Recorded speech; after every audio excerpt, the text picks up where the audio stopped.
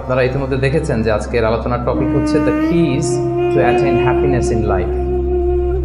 জীবনে আমরা কিভাবে সুখ অর্জন করতে পারি, একটা সুখময় জীবন লাভের মাধ্যম কি, কিজ মানে চাবিগুলো কি, বা একটা জীবনে সুখ অর্জনের চাবিকাঠি, সিম্পল বেঙ্গলি মিনিং করলে সুখ অর্জনের চাবিকাঠি বা সুখী হওয়ার উপায়। তো এটা নিয়ে আমরা কিছু কথা শুনবো ইনশাআল্লাহ। যেটা করলে বা যেটার মধ্যে দিয়ে আমাদের ভালো লাগা কাজ করে, আমাদের তৃপ্তি লাগে, মনোদৈহিক প্রশান্তি আমরা পাই, যে কাজের মধ্যে দিয়ে ওই কাজটাই আসলে সুখ, তাই না? তো the keys to attain happiness in life, জীবনে এই সুখ পাওয়ার মাধ্যম, কিভাবে সুখ পাবো আমরা, এই যে তৃপ্তি লাগা, ভালো লাগা, এই সুখটা এটা আমরা কিভাবে পাবো, কিভাবে এটা আমরা গেইন করব, ইসলামী পার্সপেক্টিভে এটা নিয়ে আজকে একটু কথা বলার চেষ্টা করবো ইনশাআল্লাহ। আমি 10টা পয়েন্ট নিয়ে কথা বলবো। 10 keys to attain happiness, 10টা টুলস বা কি, চাবিকাঠি, সুখের চাবিকাঠি আজকে আপনাদেরকে দিয়ে যাব। এগুলো নিয়ে আপনারা সুখে শান্তিতে থাকবেন। কি বলেন? তো এই 10টা টুলস বা 10টা কিজ যদি আমরা একটু খেয়াল করি, দেখবেন যে আসলেই আল্লাহ তাআলা কিন্তু আমাদেরকে এমন জীবন দর্শন শিক্ষা দিয়েছেন, রাসূল সাল্লাল্লাহু আলাইহি ওয়াসাল্লামের লাইফস্টাইল থেকে আমরা এমন লেসন পাই, যেটা দিয়ে দুনিয়াতেও আমরা সুখে থাকতে পারবো, আখিরাতেও সুখে থাকতে পারবো। সুখ আমাদের নিশ্চিত হবে ইনশাআল্লাহ। ইনশাআল্লাহ পড়েন সবাই, ইনশাআল্লাহ। দেখছেন সবাই সুখী হইতে চায়, এজন্য সবাই খুব হাস্যোজ্জ্বল চেহারা নিয়ে ইনশাআল্লাহ বলতেছে, মাশাআল্লাহ। প্রথম যে পয়েন্টটা আমি রিসার্চ করে পেয়েছি সেটা হচ্ছে সিম্পলিসিটি। একেবারে সিম্পল লাইফ লিড করা, ইজি গোয়িং হওয়া। যারা এই দুনিয়ার জীবনে ইজি গোয়িং তারা হ্যাপি বেশি। যারা একটুতেই খুব ইগোর সমস্যায় ভোগে, একটু বাঘ ধরে থাকে, একটু গো ধরে থাকে, এদের জীবনে কষ্ট বেশি। এই জন্য try to be easy going person. আপনি যত ইজি গোয়িং হবেন, লাইফটারে জটিল করে তো লাভ নাই আসলে। যত সিম্পলি আপনি জীবনকে যাপন করতে পারেন, হ্যান্ডেল করতে পারেন, ওইটাতেই সুখ। আপনি করে দেখেন, এটাতেই সুখ। আর যারা জটিল করে তারাই কিন্তু অস্থিরতায় ভোগে, অশান্তিতে ভোগে। তাহলে প্রথম কি হচ্ছে সিম্পলিসিটি। হ্যাঁ, 2 নাম্বার আপনার সেকেন্ড কি টু অ্যাটেইন হ্যাপিনেস, সেটা হচ্ছে টু ফরগিভ আদার্স, অন্যকে ক্ষমা করে দেয়া। আপনি যদি ক্ষমা করে দেন মানুষকে, আপনি সুখে থাকবেন, শান্তিতে থাকবেন। আমাদের হয় চলতি পথে আমাদের বন্ধুদের মধ্যে বা আমাদের প্রতিবেশীর সাথে বা আমার কলিগের সাথে বা আমাদের সমাজে অনেকের সাথে অনেকের নানা সময় এমন বিভেদ, ঝগড়া এটা তৈরি হতে পারে, ফলে মনের মধ্যে ক্ষোভ, অশান্তি, ইভেন জেলাসিও আসতে পারে। কিন্তু এটা যদি আপনি কারোর প্রতি যদি রাগ, ক্ষোভ এটা পুষে রাখেন, ইট বার্নস ইউর সেলফ ইনসাইড, এটা ভিতরে আপনারা জ্বালাবে। যারে হিংসা করতেছেন, যার ব্যাপারে ক্ষোভ রাখতেছেন, এর কোনো ক্ষতি হয় না। ক্ষতি হয় যে এই ক্ষোভটা লালন করে, এই রাগটা যে ঝেড়ে ফেলতে পারে না হৃদয় থেকে, যে মন থেকে মানুষকে ক্ষমা করতে পারে না, সে কষ্ট পায়, অশান্তি নেমে আসে, দুঃখ নেমে আসে। আর যে সিম্পলি ক্ষমা করে দেয় সবাইকে, সে সুখী একটা জীবনযাপন করতে পারে। এবং এটা জরিপেও, গবেষণাতেও দেখা গিয়েছে যে যে অন্যকে সহজে ক্ষমা করে দেয়, সে হ্যাপি লাইফ লিড করে। তাহলে 2 নাম্বার কি? ফরগিভনেস, ক্ষমা করে দেয়া। 3 নাম্বার সুখে থাকার 3 নাম্বার চাবিকাঠি হচ্ছে try to make others happy, অন্যকে সুখী করার চেষ্টা করা। আপনি হ্যাপি হইতে চাইলে আরেকজনকে হ্যাপি বানাইতে হবে। বুঝতে পারছেন না ব্যাপারটা? খুব সিম্পল। আপনি যদি অন্য মানুষ কিভাবে সুখী হতে পারে, তারা কিভাবে ভালোভাবে থাকতে পারে, এটা নিয়ে টেনশন করেন, আপনার হ্যাপিনেস নিয়ে এটার দায়িত্ব নেবে কে?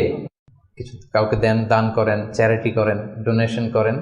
এটা করার পরে যে কি সুখানুভূতি, অনুভূতি কি আর বোঝানো যায় না? ওটা অনুভব করতে হয়। এটা আপনি অনুভব করবেন, এবং যারা আপনারা এটা করেন নিশ্চয়ই অনুভব করেছেন। তো এটা যদি আমাদের মধ্যে থাকে, এটা আপনাকে হ্যাপি করবে। চিন্তা করেন ইসলামের বিধানগুলো, ইসলামের বাতলে দেওয়া যে জীবন দর্শন কত সুন্দর। পুরো সমাজের সবাই যেন আমরা হ্যাপি থাকতে পারি, এরকম একটা সিস্টেম, তাই না? অন্যরা হ্যাপি আমি করতে যাচ্ছি, আমি হ্যাপি হয়ে যাচ্ছি। এবং সহিহ মুসলিমের একটা হাদিস এখানে আমি উল্লেখ করতে চাই, লম্বা হাদিস। শেষের অংশটা, টেক্সটটা হচ্ছে এরকম যে আল্লাহু ফি আউনিল আবিদি মা কানাল আবদু ফি আউনি আখি। রাসূল সাল্লাল্লাহু আলাইহি ওয়াসাল্লাম বলেন, আল্লাহ তাআলা ততক্ষণ পর্যন্ত বান্দার সাহায্যে থাকে যতক্ষণ পর্যন্ত বান্দা তার ভাইয়ের সাহায্যে থাকে। কথাটা বুঝতে পারছেন? আই রিপিট, আল্লাহ তাআলা ততক্ষণ পর্যন্ত কোনো বান্দার সাহায্যে থাকে যতক্ষণ পর্যন্ত এই বান্দা তার ভাইয়ের সাহায্যে থাকে। তা আপনি আল্লাহর সাহায্য পাইতে হলে এটার কন্ডিশন কি বলেন তো দেখি? আপনার ভাইকে হেল্প করা, তাকে হেল্প করেন, তার একটু উপকার করেন, আল্লাহ তাআলার পক্ষ থেকে নুসরাত, সাহায্য এটা নেমে আসবে। সুবহানাল্লাহ। তার মানে অন্যের প্রতি ভালো যেটা করেন এই ভালোটা আপনার দিকে ফিরে আসে, অন্যের প্রতি শুভকামনা এটা রিটার্ন হয়ে আপনার দিকেই ফিরে আসবে। So try to make others happy, অন্যকে সুখী করার চেষ্টা করা, এটা আপনাকে সুখী করবে। 3 নম্বর পয়েন্টটা বুঝতে পেরেছেন? আচ্ছা, 4 নম্বর পয়েন্ট হচ্ছে সুখে থাকার 4 নম্বর মাধ্যম হচ্ছে be grateful with what you have. আপনার যা আছে এটা নিয়েই গ্রেটফুল থাকেন, কৃতজ্ঞ হন। যেটা আছে, আমরা যেটা করি, আমার যেটা আছে এটা নিয়ে আমি তৃপ্ত না, আমি অন্যদের গুলো দেখে হাহুতাশ করি, কিন্তু আমার মাঝেই যে আনন্দ নেয়ার কত কিছু আছে এটা আপনি একটু খেয়াল করে দেখেন না, একটু খেয়াল করে দেখেন। এবং আল্লাহ তাআলা বলছেন যে ওয়া ইত্তাআযানা রাব্বুকুম লা ইন শাকারতুম লা আযীদান্নাকুম ওয়া লা ইন কাফারতুম ইন্না আযাবি লাশাদীদ, যে তোমরা যদি শুকরিয়া করো আমি নিয়ামত বাড়িয়ে দেব, আর যদি কুফরি করো মানে অকৃতজ্ঞ হও তাহলে আমার শাস্তির মুখোমুখি কিন্তু তোমাকে হতে হবে। তাহলে শুকরিয়া করলে আল্লাহ তাআলা বাড়িয়ে দেয়। তো এই জায়গাটাতে আমাদের বড় ঘাটতি, আমাদের যা আছে what I have I am not happy with that, এটা নিয়ে আমি সুখী না। মনে হয় যে ওইটাতে মনে হয় সুখ, ওই জায়গায় যেতে পারলে আমার জীবনটা একেবারে খুব আমি আনন্দিত হতাম। তারপর আপনি যেই স্থানটাতে যেতে চান ওই স্থানটাতে যে আছে তার সাথে কথা বলেন যে ভাই আপনি হ্যাপি তো? বলে না না আমিও তো হ্যাপি না, ওই যে আমি তো খুঁজতেছি ওইটা, আমি যদি একটু ওই পর্যন্ত যেতে পারতাম তাইলে একেবারে মহা সুখ পাইতাম। আসলে সুখটা হচ্ছে আপেক্ষিক, আপনার যেটা আছে আপনি এটা নিয়ে যদি ভাবেন দেখবেন যে শুকরিয়া করে শেষ করতে পারবেন। আপনি দেখেন যে আমাদের মধ্যে কত কমপ্লেইন, হ্যাঁ, কত অভিযোগ, আমার এটা নাই, আমার সেটা নাই, আমার ভালো ক্যারিয়ার নাই, আমার জব নাই, আমার সুন্দরী বউ নাই, আমার ফ্যামিলির এই সমস্যা, আমার ওই মানে আমার জীবনে কিছুই পাই নাই আমি। মানুষের মধ্যে যোগ বিয়োগ এরকম এটা থাকে। কিন্তু দেখেন আপনার চেয়ে খারাপ অবস্থানে যে আছে আপনি একটু দেখেন কি অবস্থা। আল্লাহু আকবার। আপনি যদি ক্যান্সারে আক্রান্ত কোনো পেশেন্টের সাথে যে একটু দেখা করেন তখন বুঝবেন আপনার কি আছে। 2-3 বার কেমোথেরাপি দেওয়া হয়েছে, চুলগুলো দাড়িগুলো পরে একটা ফ্যাকাশে চেহারা হয়ে গেছে, পরে যদি যে জিজ্ঞেস করেন ভাই তুমি কি চাও, বলবে আমি শুধু বাঁচতে চাই। কি চাই? আপনি কি চান? ক্যারিয়ার চান, টাকা চান, ফলোয়ার চান, দাপট চান, আপনার অনেক কিছু লাগবে, আমি এটা চাই, ওইটা চাই, ওইটা চাই। ও শুধু একটা জিনিস চায়, কি চায় সেটা? যদি কোনোভাবে সে বাঁচতে পারে, মানে ডক্টর এসে যদি বলে যে না আপনি তো রিকভারি করে ফেলছেন, সে যে কি মহা খুশি, মানে অশ্রু সিক্ত সেজদা দিয়ে সে জায়নামাজ ভিজায় ফেলবে। হায় রে তার কান্না, হায় রে তার শুকরিয়া। কি জন্য শুকরিয়াটা করতেছে? বেঁচে আছে। আপনি বেঁচে আছেন না? আমি বেঁচে আছি না? তো আমি বেঁচে আছি, এই বাঁচতে পারাটা তার কাছে স্বপ্ন। চিন্তা করছেন ব্যাপারটা? এই যে আমরা শ্বাস প্রশ্বাস নিচ্ছি, কি সুস্থ সুন্দর জীবন যাপন করতেছি, এই বেঁচে থাকতে পারাটা একজনের কাছে স্বপ্ন, মহা স্বপ্ন। সে শুধুই বাঁচতে চায়। তো আমরা সুখ আসলে এদিকে সেদিকে খুঁজে পাই। আমার মধ্যে যে আল্লাহ তাআলা সুখের কত টুলস দিয়েছেন, কত মাধ্যম দিয়েছেন, শুকর গুজার হওয়ার মতো কত নেয়ামত আল্লাহ তাআলা দিয়েছেন, সেটা আমরা চোখে দেখি না। আপনি যদি একটু খেয়াল করেন কি নেয়ামত দিয়েছে আল্লাহ তাআলা, আপনি অবশ্যই শুকর গুজার হতে পারবেন। অনেক কিছু আল্লাহ আপনারা দিয়েছে যেটা অন্য কাউকে দেয় নাই, অনেক কিছু আপনার মধ্যে আছে। তো এগুলোর জন্য আমাদের মানে গ্র্যাটিটিউড শো করতে হবে আল্লাহ তাআলার কাছে, যে আল্লাহ শুকর, আলহামদুলিল্লাহ তুমি অনেক ভালো রেখেছো, অনেক ভালো আছে আলহামদুলিল্লাহ। এই শুকরিয়া করার মেন্টালিটি যদি ডেভেলপ করেন দেখবেন যে আপনি মহা সুখী, আপনার মধ্যে সুখানুভূতি, মনোদৈহিক প্রশান্তি, শান্তি এটা নেমে আসবে। আর যখনই দেখবেন যে আপনার উপরে যে আছে, রাসূল সাল্লাল্লাহু আলাইহি ওয়াসাল্লাম বলছে যে উনজুরু ইলা মান হুয়া আসফালা মিন, তোমার চেয়ে খারাপ পজিশনে আছে তার দিকে একটু তাকাও, তাইলেই শুকরিয়া করতে পারবা। তোমার চেয়ে উপরে যে আছে তার দিকে তাকিও না। এটা এমন না যে আপনি নিজেকে ডেভেলপ করার চেষ্টা করবেন না, করবেন, কিন্তু আপনি ওর দিকে তাকায় আমার এটা হলো না, আমি পারলাম না, এটা আসবে। কিন্তু আপনি যদি নিচের দিকে তাকান তাহলে বুঝবেন যে আল্লাহ তাআলা আপনাকে কত ভালো রেখেছে। তো এই জন্য সুখী হওয়ার 4 নম্বর মাধ্যম হচ্ছে be grateful with what you have. যা আমার আছে এটা নিয়ে যেন আমি শুকর গুজার হই, আমি যেন বেশি বেশি পড়ি আলহামদুলিল্লাহ। বেশি বেশি কি পড়বেন? পড়তে পারবেন তো? নাকি আলহামদুলিল্লাহ বলার মতো জীবনে কিছুই ঘটে নাই আপনার? হ্যাঁ, এরকম কেউ আছেন যে না আমি কি নিয়ে আলহামদুলিল্লাহ বলি, আমার তো আলহামদুলিল্লাহ বলার মতো এরকম কিছুই খুঁজে পাচ্ছি না আমি? এরকম কেউ আছেন? হ্যাঁ, না, আলহামদুলিল্লাহ বলার মতো অনেক কিছু আল্লাহ তাআলা দিয়েছে, খুঁজে দেখেন।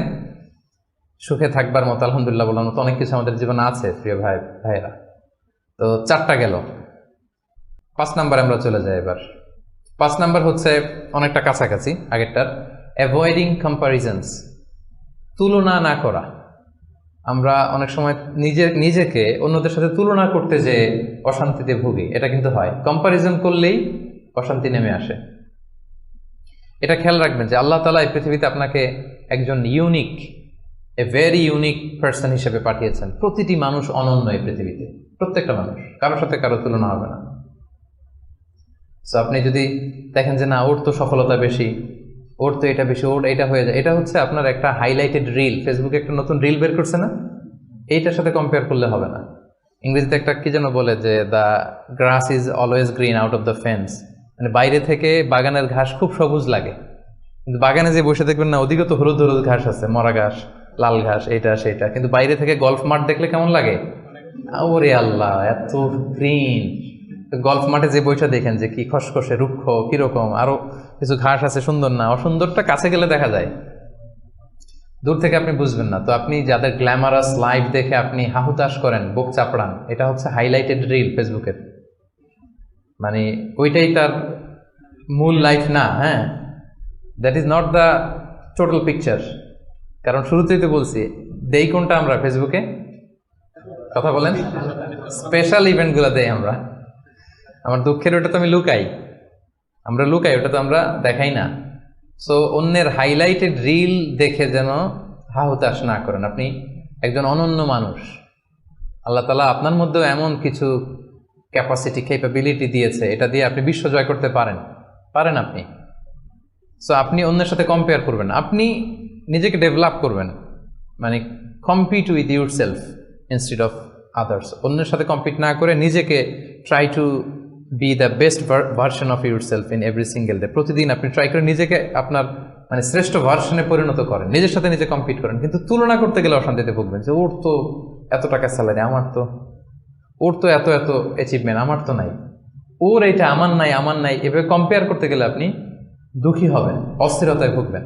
এজন্য এই কম্পেয়ারটা করা যাবে না। মাশাআল্লাহ, 5টা চলে গেল। 6 নাম্বার, এটা খুব ইন্টারেস্টিং। 6 নাম্বার পয়েন্ট যেটা আমি লিখেছি সেটা হচ্ছে পিস অফ মাইন্ড। এই যে শুরুতে কে যেন সংজ্ঞায় বললো যে মনের সুখ, তো এই যে মনের সুখটাই আসল সুখ, আমরা যে বাংলায় বলি, এই পয়েন্টটা হচ্ছে এটাই, মনের সুখই আসল সুখ। আপনার মন, আপনার হৃদয়টা, আপনার হার্ট, আপনার সোল, এইটা মানে পিস অফ মাইন্ড আছে কিনা, এটা আপনি খেয়াল করবেন। বাহ্যিক অনেক জিনিস আপনার মানে চোখ ধাঁধানো মনে হতে পারে, ওইটা কিন্তু আসলে সুখ না। সুখ আসলে কোথায়? হৃদয়ের সুখটা, মনের সুখটাই আসল সুখ। আপনি দেখবেন যে অনেক অনেক সম্পদশালী, অনেক টাকার মালিক, অনেক নেম ফেম, কিন্তু ফ্যামিলিতে সুখ নাই, ঘরের ভেতরে তার অশান্তি, এরকম আছে না অনেক? আসলে কি সে সুখী? টাকা পয়সার তো শেষ নাই, মিলিয়নিয়ার, বিলিয়নিয়ার, মাল্টি বিলিয়নিয়ার, বিশাল বিজনেস ম্যাগনেট, কিন্তু ঘরে স্ত্রীর সাথে ভালো সম্পর্ক নাই, ছেলে মেয়ে কথা শোনে নাই, তো অহরহ এখনকার সময়। আসলে কি সে হ্যাপি? কি বলেন? চিত্তে শান্তি নাই, মনে সুখ নাই। মনের সুখ আসল সুখ। অনেক টাকার মালিক, ঘরে 8-10টা কাজের লোক, কয়েকটা বাবুর্চি, কিন্তু খেয়ে হজম করতে পারে না। আছে এরকম প্রবলেম অনেকের? বলেন তো, যার ডাইজেস্টের সমস্যা, ডাইজেস্ট হয় না, তার কত কষ্ট। আমাদের কখনো যখন এরকম হয় যে ডাইজেস্ট হচ্ছে না, একটু কি বলে ফুড পয়জনিং বা বদহজম এরকম কিছু হলে কি অশান্তি লাগে, আর সারা জীবনটাই এটা। তার জীবনটা কেমন যাচ্ছে বলেন? আপনার যে মনে শান্তি আছে, এই যে 2 টাকা দিয়ে নাসি আয়াম খেয়ে ফেলতে পারতেছেন, যেখানে মনে চাই বসে ফেলতে পারতেছেন, শুইতে পারতেছেন, থাকতে পারতেছেন, কত সিম্পল লাইফ, কত সুখ। এরপরেও আমরা যদি সুখ খুঁজে না পাই, আপনি একটু ওদের দিকে তাকান, কিছুই হজম হয় না। তাদের কি অবস্থা? ঘরে শান্তি নাই, ফ্যামিলিতে শান্তি নাই। তো এই জন্য সম্মানিত ভাইয়েরা, পিস অফ মাইন্ড, এটা হচ্ছে the true happiness, the real happiness. আপনার মনটা যদি প্রশান্ত থাকে, আপনি যদি মনোদৈহিক প্রশান্তির মধ্যে থাকেন, you are the happiest person in the world. আপনি সুখী, মহাসুখী, আপনি মহাসুখী। ইউআই থেকে বের হলে বুঝবেন দুনিয়াটা কেমন। এখানে আমরাও তো ছাত্র জীবন কাটিয়েছি একটা সময়, সুবহানাল্লাহ। পারিবারিক জীবনে যাবেন, ক্যারিয়ার লাইফে যাবেন, বিজনেসে যাবেন, ব্যবসা যাবেন, দিনকে দিন জটিলতার মধ্যে আপনি আসবেন। এখন যে কত হ্যাপি লাইফ লিড করতেছেন আপনি কল্পনা করতে পারবেন না। এর জন্য শুকরগুজার হতে হবে। তো তাই বলে কি এখন টাকা পয়সা সম্পদ এগুলোর দরকার নাই? বাড়ি ঘর বাবুর্চি এগুলো দরকার নাই, যেগুলো বলতেছিলাম না, দরকার আছে। আমি বুঝাতে চাচ্ছি যে ওগুলোই আসল সুখের সন্ধান দেয় না। আসল সুখ কিসের সুখ? মনের সুখ। সবাই বলেন আসল সুখ মনের সুখ। এবার চলে যায় 7 নম্বরে। 7 নম্বর পয়েন্ট হচ্ছে এক্সপেক্ট লেস। এক্সপেকটেশন যেন লেস থাকে, তাইলে হ্যাপি হবেন। অনেক এক্সপেকটেশন পান নাই কিছু, এই তো দুঃখ শুরু। স্বামী স্ত্রীর কাছে অনেক এক্সপেকটেশন, পায় না এখন কিছু, দুঃখ বাড়তেছে। স্ত্রীর স্বামীর কাছ থেকে অনেক এক্সপেকটেশন, যখন হয় না ফুলফিল, কষ্ট পায়। বন্ধু বন্ধুর কাছে এক্সপেকটেশন অনেক বেশি, বাবা ছেলের কাছে এক্সপেকটেশন অনেক বেশি, সুপারভাইজার ছাত্রের কাছে এক্সপেকটেশন, ছাত্রের সুপারভাইজারের প্রতি। এই যে এটা তো বাস্তবতা, তাই না? যখন আপনি হাই এক্সপেকটেশন নিয়ে থাকবেন কিন্তু আউটকাম এরকম পাচ্ছেন না, তো কি হ্যাপি না আনহ্যাপি? বলেন হ্যাপি না আনহ্যাপি? কিন্তু এক্সপেকটেশন খুব একটা আপনি বেশি করেন নাই, এরপরে আপনি যদি বেশি পান কেমন লাগবে? ভালো লাগবে না? আমার এক্সপেকটেশন নেই, একটা হইলেই হইলো, এরপরে দেখি মাশাআল্লাহ শুধু আসতেছে আসতেছে, কেমন লাগবে? ভালো লাগবে? হ্যাঁ, এই জন্য এক্সপেক্ট লেস। এক্সপেক্ট লেস মানে I am not talking about the goal. Goal should be higher and higher and bigger. Goal বড় হবে, কিন্তু আপনার এক্সপেকটেশন যেন অনেক বড় না হয়। আপনার জীবনের গোল থাকবে বড়, কিন্তু আপনি যদি অনেক এক্সপেক্ট করেন জীবনের প্রতিটি ক্ষেত্রে, যখন ওই এক্সপেকটেশন ফুলফিল করবে না আপনি কষ্ট পাবেন। এজন্য কালকে কি খাবো, আগামী মাসে কি হবে, এরপরের বছর, এই যে হাহুতাশ করা, অনেক এক্সপেক্ট করা, এটা মানুষের জীবনে দুঃখ নিয়ে আসে। আপনি আজকের জন্য বাঁচেন, কালকের তো জন্মই হয় নাই, আগামীকালের জন্ম হয়েছে। আজকের চিন্তা করেন, আজকের এটা নিয়ে আপনি থাকেন, দেখবেন যে হ্যাপি আপনি। আর যখনই কালকে কি করব, আগামী মাসে কি হবে, 23 সালে তো নাকি মন্দা, টাকার দাম কমতেছে, বিশ্ববাজারের কি অবস্থা, এই গোটা দুনিয়ার সব টেনশন যখন আপনি আপনার দায়িত্বে নেবেন, এই দুঃখ আপনার দুঃখ কেউ থামাতে পারবে না। এই পয়েন্টটা বুঝতে পারছেন? আচ্ছা, 8 number, do not expect gratitude from anyone. কাছাকাছি কিন্তু একটু ভিন্নতা আছে। কারো কাছ থেকে আপনি গ্র্যাটিটিউড আশা করে বসে থাকবেন না। মানে অন্য কেন আমার কাজের অ্যাপ্রিসিয়েট করলো না, আমার কেন থ্যাঙ্কস দিল না, হ্যাঁ আমার মূল্যায়ন করলো না, আমার দাম দিল না, আমার নামটা নিল না, এরকম হয় না? সমাজে আছে না যে আমার নামটা তো নিল না, কি বলেন, আমার তো মূল্যায়ন করলো না, আমার তো দাম দিল না, ওরা আমি দেখে নিব। এইটা যখন আপনার মধ্যে আসবে যে আমারে কেন অ্যাপ্রিসিয়েট করে না, আমাকে মূল্যায়ন কেন করে না, এই তো আপনি আপনার সুখ নষ্ট করে দিলেন। এই টেন্ডেন্সি থেকে বেরোতে হবে না। যেটাই করবো একজনের মানে খুশির জন্য, তিনি কে? আল্লাহ। আপনি আল্লাহ তাআলার খুশির জন্য সব করেন, আপনি হ্যাপি হবেন, আপনার কাজের অ্যাপ্রিসিয়েশনও পাবেন, আপনার নামও মানুষ নিবে, সবই হবে। কিন্তু করবেন কার খুশির জন্য?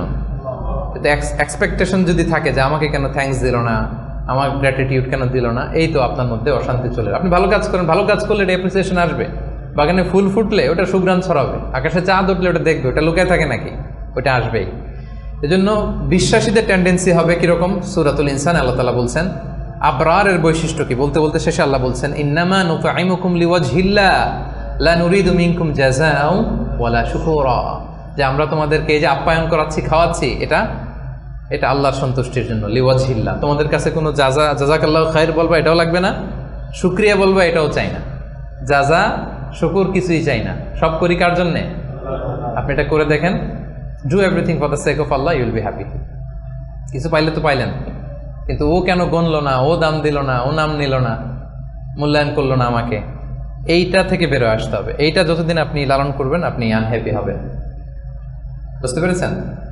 8টা গেল, আর কটা আছে? 9 নম্বর হচ্ছে বি হোপফুল, বি অপটিমিস্টিক। আশাবাদী হইতে হবে। বিশ্বাসীরা সবসময় আশাবাদী হয়। শয়তানের মিশন হচ্ছে আমাদেরকে হতাশ বানানো। শয়তানের মিশন কি? এখন তো এটা অনেক সমস্যা, হতাশ ছেলেপেলেরা কি করবে না করবে, আমাদের কাছে এই প্রশ্নগুলোই বেশি আসে, হতাশা নিয়েই আসে। ক্ষোভ, বাবা মায়ের প্রতি ক্ষোভ, স্ত্রীর প্রতি ক্ষোভ, বন্ধুর সাথে ক্ষোভ, সবার সাথে সবার এই যে ক্ষোভ, এগুলো থেকে হতাশার জন্ম দেয়। ছেলেপেলেরা সুইসাইডও করে ফেলে। মানে সুইসাইডের টেন্ডেন্সি আগে তো এত ছিল না, এখন মানুষ এটা নিয়ে ভাবে যে কি সুইসাইড করে ফেলবো নাকি, প্রত্যেকের এরকম একটা ভাবনা, যার পিছনে না পারলে একটা রাস্তা তো আছে, সুইসাইড করে ফেলি। কি পরিমাণে হতাশ হলে জাতিগতভাবে মানুষ এতটা দৈন্যতার ভেতরে যায়। তো বিশ্বাসীরা কখনো হতাশ হয় না প্রিয় ভাইরা, হতাশ নিজেকে হতে দিবেনই না। চলে যান লাঙ্কাবি, ঘুরে আসেন, চলে যান KLCC, ঘুরে আসেন, ওই যে ওয়াটার ডান্সিং আসনা দেখে আসেন একদিন সন্ধ্যা, যেটা ভালো লাগে ওটা করেন। হতাশ হইতে দিবেন না মনকে, পারা যাবে না। হতাশ হলেই বিপদ, হতাশা থেকেই সবকিছুর সব ঝামেলার জন্ম। এবং শয়তানের বড় মিশন হচ্ছে বিশ্বাসীদেরকে হতাশ বানানো, আর এই কোরআনের মিশন হচ্ছে আমাদেরকে আশাবাদী বানানো। এটা আশা জাগা নিয়ে একটা বই, আপনি পড়ে দেখেন, এই কোরআনের কথা শুনে দেখেন, শুধু আশা আর আশা, মানে হতাশ হইতেই দিবে না, শুধু মানে এনার্জি। তাহলে কি ছিল 9 নাম্বার? হোপফুল হইতে হবে। এই যে আমি যতগুলো বলছি একটাও কি গোজামিল দিয়ে বললাম নাকি? যে কোনো রকম গোজামিল দিয়ে আপনাদেরকে আমি একটু হোপফুল বানানোর চেষ্টা করছি। আসলে কি গোজামিল না মহাসত্য এটা? তো আপনি হতাশ হন কিভাবে? আপনি তো এখান থেকে শান্তি খুঁজবেন, প্রশান্তি খুঁজবেন, আপনি তো আরো আশাবাদী হয়ে উঠবেন। তাইলে হতাশ হওয়া যাবে না। 10 নম্বর, রিমেম্বারেন্স অফ আল্লাহ, সর্বশেষ সুখী হওয়ার মাধ্যম। এটা দিয়ে শুরু করার কথা ছিল, কিন্তু এটা দিয়ে শুরু করলে বলবো যে এই যে ওয়াজ শুরু করছে। তো এই জন্য আপনাদেরকে দুনিয়াবি কথাগুলো আগে বলে রিমেম্বারেন্স অফ আল্লাহ, যেটা 1 নম্বরেই আনার কথা ছিল, আমি শেষের দিকে নিয়ে আসলাম আপনাদেরকে। আমি তৈরি করে করে এখন বুঝতে সুবিধা হবে। আল্লাহর স্মরণে হৃদয় প্রশান্ত হয়। আল্লাহর স্মরণে যে হৃদয় প্রশান্ত হয়, আমার একটু আগের যে পয়েন্টটা, এটা যদি আপনি ফিল করেন ভেতর থেকে, প্রশান্ত হবে না আপনার?